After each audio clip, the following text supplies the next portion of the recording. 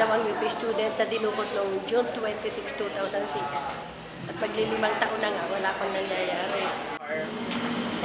Rape, serious physical injuries, arbitrary detention, maltreatment of prisoners, grave threats, grave coercion, violation of RA 7438, or an act defining certain rights of persons arrested, detained, or under custodial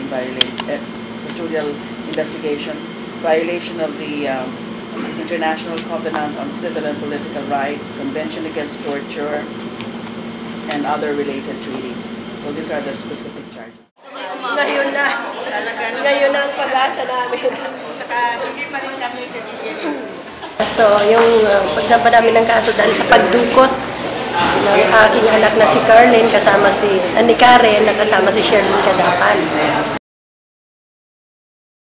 Ito ay criminal case actually against Jovito Palparan at saka mga iba pa niyang kasamahan sa militar. Susundan pa po ito ng higit na marami pang kaso sa mga lumalabag sa karapatang pangtao. Under international treaty, itong convention, talaga namang this is one of the forms of serious human rights violations. So kailangan panagutin yung the ones doing this bastardly.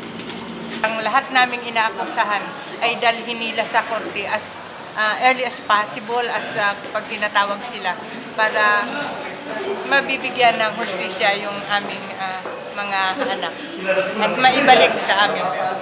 So, maasa ako na bibigyan nga ng atensyon. At nangako ba, hindi ba kanina nangako si Madam Dilema na talagang hindi nila i-ignore itong kaso na ito. Go through our usual process.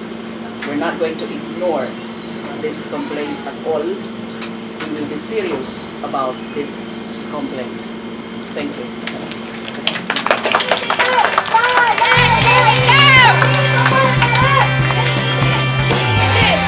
Fire!